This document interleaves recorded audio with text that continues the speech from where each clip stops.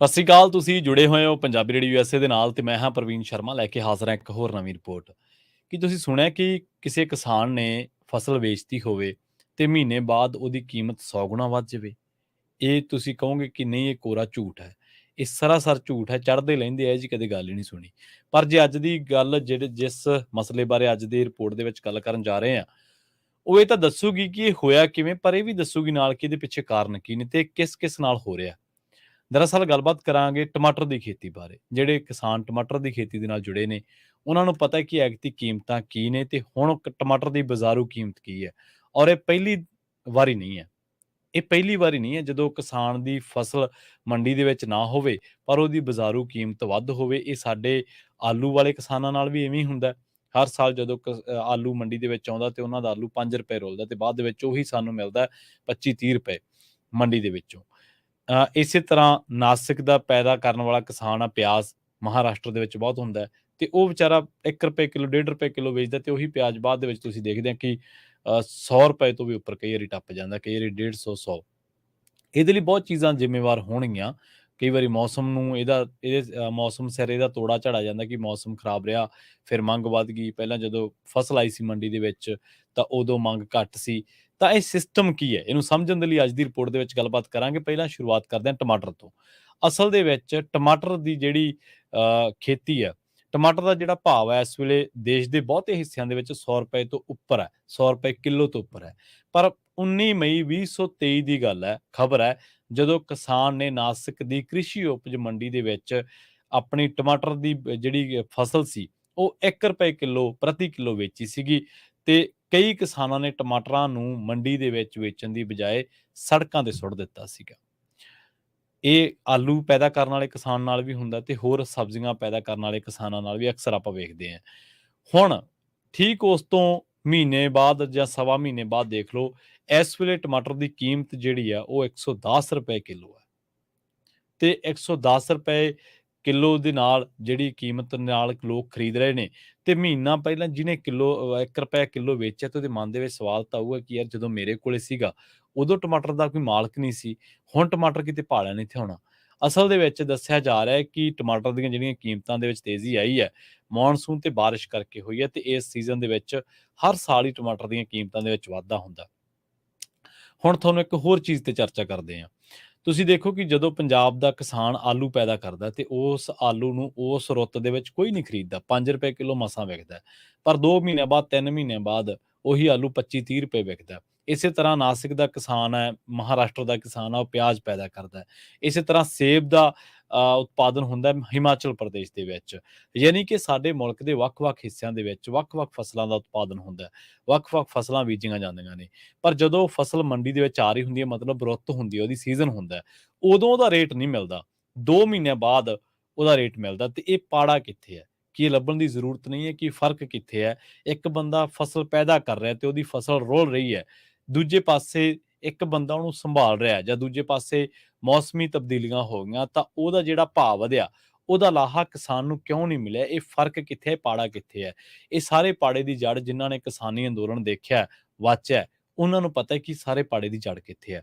ਅਸਲ ਦੇ ਵਿੱਚ ਸਾਨੂੰ ਇਹ ਕਹਿਣ ਤੋਂ ਗੁਰੇਜ਼ ਵੀ ਨਹੀਂ ਹੋਣਾ ਚਾਹੀਦਾ ਕਿ ਇਹ ਸਾਰੇ ਪਾੜੇ ਦੀ ਜੜ ਸਾਡੀਆਂ ਨੀਤੀਆਂ ਨੇ।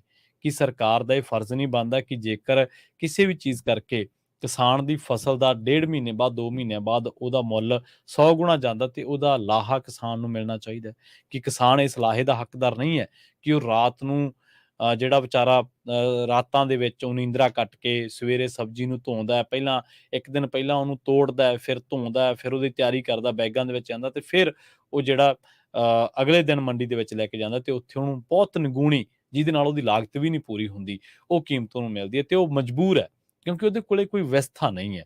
ਤਾਂ ਇਹ ਵਿਵਸਥਾ ਪੈਦਾ ਕਿਹਨੇ ਕਰਨੀ ਹੈ?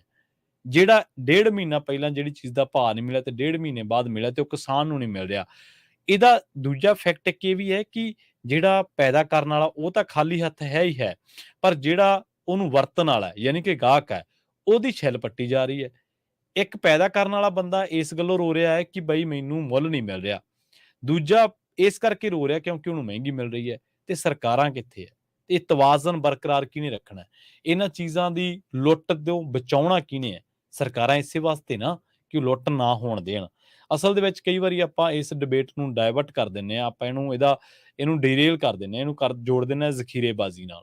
ਜ਼ਖੀਰੇਬਾਜ਼ੀ ਤਾਂ ਹੈ, ਇਹਦੇ ਵਿੱਚ ਕੋਈ ਦੋ ਰਾਏ ਨਹੀਂ ਹੈ, ਪਰ ਕੀ ਵਿਵਸਥਾ ਦੇ ਵਿੱਚ ਐਸਾ ਪ੍ਰਬੰਧਨ ਨਹੀਂ ਕੀਤਾ ਜਾ ਸਕਦਾ ਕਿ ਜਿਹੜਾ ਕਿਸਾਨ ਹੈ ਉਹਨੂੰ ਵੀ ਸਟੋਰੇਜ ਮਿਲ ਜਾਵੇ, ਤੇ ਦੂਜਾ ਜਿਹੜਾ ਵਰਤਣ ਵਾਲਾ ਬੰਦਾ, ਜਿਹੜਾ ਸਬਜ਼ੀ ਵਰਤਦਾ, ਫਲ ਵਰਤਦਾ, ਤੇ ਉਹਨੂੰ ਵੀ ਜਿਹੜਾ ਉਹਦੀ ਛਿੱਲ ਨਾ ਪੱਟੀ ਜਾਵੇ। ਜਿਹੜੇ 1 ਰੁਪਏ ਕਿਲੋ ਵੇਚਿਆ, ਜੇ ਉਹਦਾ 20-25 ਰੁਪਏ ਕਿਲੋ ਵਿਕ ਜਾਂਦਾ, ਤੇ ਉਹਦੀ ਤਾਂ 20 ਗੁਣਾ ਕੀਮਤ, ਉਹ ਲਾਗਤ ਜਿਹੜੀ ਵਸੂਲ ਹੋ ਗਈ ਸੀ, ਉਹਨੂੰ 20 ਗੁਣਾ ਕੀਮਤ ਮਿਲ ਜਾਂਦੀ। ਤੇ ਜਿਹਨੇ 100 ਰੁਪਏ ਕਿਲੋ ਖਰੀਦਾ ਤੇ ਉਹਦਾ 25 ਰੁਪਏ ਕਿਲੋ ਉਹਨੂੰ ਜੇ ਮਿਲਦਾ, ਤੇ ਉਹਦੀ ਇੱਕ ਹਿੱਸਾ ਕੀਮਤ ਲੱਗਣੀ ਸੀ, 3 ਹਿੱਸੇ ਕੀਮਤ ਬਚ ਜਾਣੀ ਸੀ। ਸੋ ਇਹ ਫਰਕ ਜਿਹੜਾ ਮਿਟਾਉਣਾ, ਇਹ ਸਰਕਾਰਾਂ ਨੇ ਮਿਟਾਉਣਾ ਹੈ। ਤੁਸੀਂ ਦੇਖ ਲਓ, ਸੇਬ ਪੈਦਾ ਕਰਦਾ ਹਿਮਾਚਲ ਵਾਲਾ ਕਿਸਾਨ, ਤੇ ਜਦੋਂ ਤੋਂ ਉੱਥੇ ਅਡਾਨੀ ਨੇ ਐਂਟਰੀ ਮਾਰੀ ਹੈ, ਉਦੋਂ ਤੋਂ ਉਹਨਾਂ ਦੇ ਹਾਲਾਤ ਵੇਖ ਲਓ, ਉਦੋਂ ਤੋਂ ਪ੍ਰੋਟੈਸਟ ਕਰ ਰਹੇ ਨੇ। ਉੱਥੋਂ ਦੀਆਂ ਅਖਬਾਰਾਂ ਚੱਕ ਕੇ ਦੇਖੋ, ਉੱਥੋਂ ਦੀਆਂ ਵੈਬਸਾਈਟਾਂ 'ਚ ਦੇਖੋ, ਉੱਥੋਂ ਦੇ ਕਿਸਾਨਾਂ ਦੇ ਹਾਲਾਤ ਕੀ ਹੈ। ਜਿਹੜਾ 2 ਰੁਪਏ, 3 ਰੁਪਏ, 4 ਰੁਪਏ, 5 ਰੁਪਏ ਪ੍ਰਤੀ ਕਿਲੋ ਦੇ ਹਿਸਾਬ ਨਾਲ ਸੇਬ ਉੱਥੇ ਖਰੀਦਿਆ ਜਾਂਦਾ, ਅੱਜ 300 ਰੁਪਏ ਕਿਲੋ ਵਿਕ ਰਿਹਾ। ਇਹੀ ਹਾਲਾਤ ਸਾਡੇ ਇੱਥੇ ਸੂਰਜਮੁਖੀ ਮੂੰਗੀ ਪੈਦਾ ਕਰਨ ਵਾਲੇ ਕਿਸਾਨ ਦੇ ਨੇ। ਹੁਣ ਮੂੰਗੀ ਦਾ ਸੀਜ਼ਨ ਹੈ, MSP ਹੈ ਨਹੀਂ, ਖਰੀਦ ਦੀ ਗਰੰਟੀ ਹੈ ਨਹੀਂ, ਮੂੰਗੀ ਕੌਡੀਆਂ ਦੇ ਭਾਅ ਵਿਕੂਗੀ, ਪਰ ਜਦੋਂ ਉਹਦਾ ਸੀਜ਼ਨ ਚਲਾ ਗਿਆ, ਦਾਲਾਂ ਦੇ ਰੇਟ ਤੁਸੀਂ ਵੇਖੋ ਕਿੱਥੇ ਹੈ। ਇਸੇ ਤਰ੍ਹਾਂ ਆਲੂ, ਪਿਆਜ਼, ਸੇਬ, ਇਸੇ ਤਰ੍ਹਾਂ ਸੂਰਜਮੁਖੀ, ਇਸੇ ਤਰ੍ਹਾਂ ਨਰਮਾ, ਇਸੇ ਤਰ੍ਹਾਂ ਗੰਨਾ, ਬਹੁਤ ਸਾਰੀਆਂ ਫਸਲਾਂ ਨੇ ਜਿਨ੍ਹਾਂ ਤੇ MSP ਤਾਂ ਹੈ, ਮੱਕੀ ਤੇ ਵੀ ਹੈ, ਪਰ ਉਹ ਵਿਕਦੀਆਂ ਨਹੀਂ MSP ਤੇ, ਕਿਉਂਕਿ ਉਹਨਾਂ ਦੀ ਖਰੀਦ ਦੀ ਗਰੰਟੀ ਹੈ ਨਹੀਂ। ਤੇ ਜਦੋਂ ਜਿਹੋ ਜਿਹਾ ਸੀਜ਼ਨ ਚੱਲ ਰਿਹਾ ਹੁੰਦਾ, ਤੇ ਉਸ ਹਿਸਾਬ ਨਾਲ ਉਹਨਾਂ ਦੀ ਨਿਗੂਣੀ ਜਿਹੀ ਕੀਮਤ ਜਿਹੜੀ ਆ ਮਿਲਦੀ ਹੈ ਕਿਸਾਨ ਨੂੰ। ਤੁਸੀਂ ਦੇਖਿਆ ਹੋਣਾ, ਪਿਛਲੇ ਦਿਨੀ ਹਰਿਆਣੇ ਦੇ ਵਿੱਚ ਕਿਸਾਨਾਂ ਨੇ ਪ੍ਰੋਟੈਸਟ ਕੀਤਾ। ਕਿਉਂ ਕੀਤਾ? ਕਿਉਂਕਿ ਉਹ ਕਹਿੰਦੇ ਕਿ 6400 ਰੁਪਈਆ MSP ਹੈ ਸੂਰਜਮੁਖੀ ਤੇ, ਪਰ ਮਿਲਦਾ ਕਿੰਨਾ ਹੈ? 4000-4100। ਸਰਕਾਰ ਕਹਿੰਦੀ ਕਿ ਅਸੀਂ ਤੁਹਾਨੂੰ ਭਾਵਾਤਰ ਸਕੀਮ ਦੇ ਦਿਆਂਗੇ, 1000 ਰੁਪਈਆ ਲਾਹਾ ਦੇ ਦਿਆਂਗੇ ਪ੍ਰਤੀ ਕੁਆਂਟਲ, ਤਾਂ ਕਿੰਨਾ ਹੋ ਗਿਆ? 5000। ਪਰ ਅਸਲ ਦੇ ਵਿੱਚ ਕੀਮਤ ਕਿੰਨੀ ਹੈ? 6400। ਤਾਂ ਪ੍ਰਤੀ ਕੁਆਂਟਲ ਕਿਸਾਨ ਨੂੰ ਤਾਂ ਹਲੇ ਵੀ 1400 ਰੁਪਏ ਦਾ ਘੱਟ ਹੈ। ਇਸੇ ਤਰ੍ਹਾਂ ਨਰਮਾ ਹੈ, ਜਦੋਂ ਨਰਮੇ ਦੀ ਫਸਲ ਹੁੰਦੀ ਹੈ, ਜਦੋਂ ਆਪਾਂ ਨਰਮਾ ਚੁਗ ਰਹੇ ਹੁੰਦੇ ਆ, ਤਾਂ ਉਦੋਂ ਨਰਮੇ ਦੀ ਕੀਮਤ ਕਿੰਨੀ ਹੈ? ਮੰਨ ਲਓ ਉਹਦਾ MSP 5500 ਹੈ, ਪਰ ਨਰਮਾ ਵਿਕਦਾ 44-4500 ਨੂੰ। ਉਹੀ ਨਰਮਾ ਸਿਆਲ ਦੇ ਵਿੱਚ ਵਿਕਦਾ 8-9 ਹਜ਼ਾਰ ਨੂੰ ਵੀ ਵਿਕਦਾ, 10 ਨੂੰ ਵੀ ਵਿਕਦਾ। ਤਾਂ ਇਹ ਪਾੜਾ ਕਿੱਥੇ ਹੈ? ਉਹ ਜਦੋਂ ਸਿਆਲਾਂ ਦੇ ਵਿੱਚ ਵਿਕਦਾ, ਉਦੋਂ ਨੂੰ ਕੀ ਕਿਸਾਨ ਕੋਲੇ ਫਸਲ ਬਚੀ ਹੁੰਦੀ ਹੈ ਜਿਸ ਭਾਅ ਵਿਕਦੀ ਹੈ? ਇਸੇ ਤਰ੍ਹਾਂ ਬਾਸਮਤੀ ਹੈ, ਆਪਾਂ ਦੇਖਿਆ ਕਿ ਜਦੋਂ ਸੀਜ਼ਨ ਚੱਲ ਰਿਹਾ ਹੁੰਦਾ, ਉਦੋਂ ਵਿਕਦੀ ਹੈ 1600-1700, 2000-2200।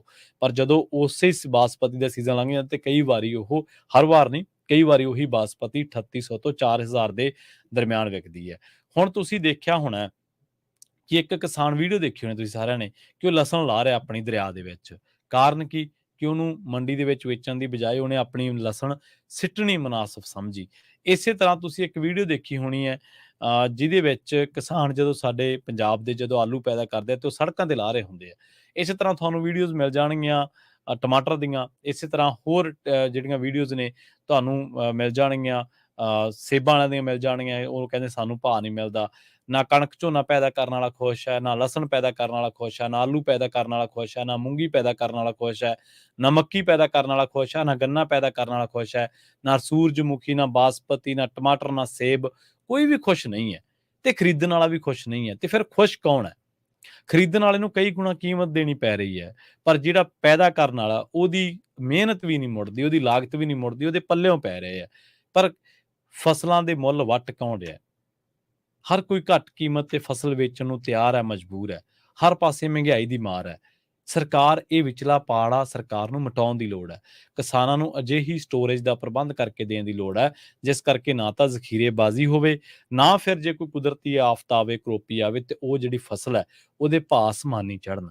ਅਸਲ ਦੇ ਵਿੱਚ ਜਿਹੜਾ ਕਿਸਾਨੀ ਅੰਦੋਲਨ ਸੀ, ਉਹ ਇਸੇ ਤੇ ਆਧਾਰਿਤ ਸੀਗਾ ਕਿ ਲੁੱਟ ਰੋਕੋ ਲੋਕਾਂ ਦੀ। ਉਹ ਕੱਲੀ ਕਿਸਾਨੀ ਦੀ ਲੁੱਟ ਨਹੀਂ ਸੀ ਰੋਕ ਰਿਹਾ, ਉਹ ਕੰਜ਼ਿਊਮਰ ਦੀ ਲੁੱਟ ਵੀ ਰੋਕ ਰਿਹਾ ਸੀ, ਉਹ ਗਾਹਕ ਦੀ ਲੁੱਟ ਵੀ ਰੋਕ ਰਿਹਾ ਸੀਗਾ। ਸੋ ਅੱਜ ਇਹ ਟਮਾਟਰ ਦੀ ਗੱਲ ਆਪਾਂ ਕਰ ਰਹੇ ਹਾਂ। ਅੱਜ ਤੋਂ ਮਹੀਨਾ, 1.5 ਮਹੀਨਾ ਪਹਿਲਾਂ ਜਿਹੜੇ ਨਾਸਿਕ ਦੇ ਬਾਜ਼ਾਰਾਂ ਦੇ ਵਿੱਚ ਟਮਾਟਰ ਕਿਲੋ ਰੁਪਏ ਵਿਕਦਾ ਸੀਗਾ, ਉਹ ਟਮਾਟਰ ਅੱਜ 110 ਰੁਪਏ ਕਿਲੋ ਲੋਕਾਂ ਨੂੰ ਮਿਲ ਰਿਹਾ। ਕੌਡੀਆਂ ਦੇ ਭਾਅ ਜਿਸ ਕਿਸਾਨ ਦੀ ਫਸਲ ਵਿਕੀ, ਤੇ ਮਹੀਨੇ ਤੋਂ ਕੁਝ ਦਿਨਾਂ ਬਾਅਦ ਹੀ ਉਸ ਦੀ ਕੀਮਤ 100 ਗੁਣਾ ਵੱਧ ਗਈ। ਪਰ ਦੁੱਖ ਦੀ ਗੱਲ ਇਹ ਹੈ ਕਿ ਇਸ ਵਧੀ ਕੀਮਤ ਦਾ ਜਿਹੜਾ ਲਾਹਾ ਵਾ, ਉਹ ਕਿਸਾਨ ਨੂੰ ਨਹੀਂ ਮਿਲਿਆ, ਕਿਉਂਕਿ ਉਹਦੇ ਕੋਲੇ ਨਾ ਤਾਂ ਸਟੋਰੇਜ ਦਾ ਪ੍ਰਬੰਧ ਹੈ, ਨਾ ਹੀ ਉਹ ਟਮਾਟਰ ਦੀ ਫਸਲ ਨੂੰ ਜ਼ਿਆਦਾ ਚਿਰ ਰੱਖ ਸਕਦਾ। ਸੋ ਜਿਨ੍ਹਾਂ ਨੇ ਤਾਂ ਵੇਚੀ, ਜਿਨ੍ਹਾਂ ਦੀ ਚੱਲ ਰਹੀ ਆ ਹੁਣ, ਉਹਨਾਂ ਦੀਆਂ ਪੌ-ਬਾਰਾਂ ਨੇ। ਪਰ ਜਿਹੜੇ ਵੇਚ ਬੈਠੇ ਨੇ, ਕਿਉਂਕਿ ਪੱਕੀ ਫਸਲ ਘਰੇ ਤਾਂ ਰੱਖ ਨਹੀਂ ਸਕਦਾ, ਜਿਹੜੇ ਵੇਚ ਬੈਠੇ ਨੇ ਉਹ ਪਛਤਾਉਂਦੇ ਹੋਣਗੇ। ਤੇ ਪਛਤਾਉਣ ਵੀ ਕਿਉਂ ਨਾ? 4 ਗੁਣਾ, 5 ਗੁਣਾ, 10 ਗੁਣਾ ਬੰਦਾ ਕੀਮਤ ਵਧੀ ਹੋਵੇ ਤਾਂ ਬੰਦਾ ਸਬਰ ਵੀ ਕਰ ਲੈਂਦਾ, ਪਰ ਕਿੰਨੇ ਗੁਣਾ ਵੱਧ ਗਈ। ਔਰ ਇਹ ਹਰ ਸਾਲ ਹੁੰਦਾ। ਦੋ ਧਿਰਾਂ ਦੀ ਲੁੱਟ ਹੈ, ਦੋ ਹੀ ਧਿਰਾਂ ਨੇ, ਇੱਕ ਪੈਦਾ ਕਰਨ ਵਾਲੀ ਧਿਰ ਹੈ, ਇੱਕ ਖਾਣ ਵਾਲੀ ਧਿਰ ਹੈ। ਦੋਨਾਂ ਦੀ ਹੀ ਲੁੱਟ ਹੋ ਰਹੀ ਹੈ। ਇੱਕ ਨੂੰ ਮਹਿੰਗਾਈ ਦੀ ਮਾਰ ਹੈ, ਇੱਕ ਨੂੰ ਕੀਮਤ ਨਹੀਂ ਮਿਲ ਰਹੀ। ਤਾਂ ਸਰਕਾਰਾਂ ਨੂੰ ਇਹ ਵਿਚਾਲੜਾ ਜਿਹੜਾ ਪਾੜਾ ਵਾ ਉਹ ਮਿਟਾਉਣ ਦੀ ਲੋੜ ਆ, ਤੇ ਇਹ ਪਾੜਾ ਮਿਟਾਉਣ ਦੇ ਲਈ ਕਿਸਾਨਾਂ ਨੂੰ ਆਪਣੀ ਪੱਧਰ ਤੇ ਵੀ ਕੁਛ ਹੱਲੇ ਕਰਨੇ ਪੈਣਗੇ। ਇਹ ਪਾੜਾ ਮਿਟਾਉਣ ਦੇ ਲਈ ਗਾਹਕ ਨੂੰ ਵੀ ਆਪਣੇ ਪੱਧਰ ਤੇ ਕੁਛ ਹੀਲੇ ਕਰਨੇ ਪੈਣਗੇ, ਉਹਨੂੰ ਡਾਇਰੈਕਟ ਕਿਸਾਨ ਤੱਕ ਪਹੁੰਚ ਕਰਨੀ ਪਊਗੀ। ਜਲਦ ਮਿਲਾਂਗੇ ਇੱਕ ਹੋਰ ਨਵੀਂ ਰਿਪੋਰਟ ਦੇ ਵਿੱਚ। ਬਹੁਤ ਬਹੁਤ ਧੰਨਵਾਦ।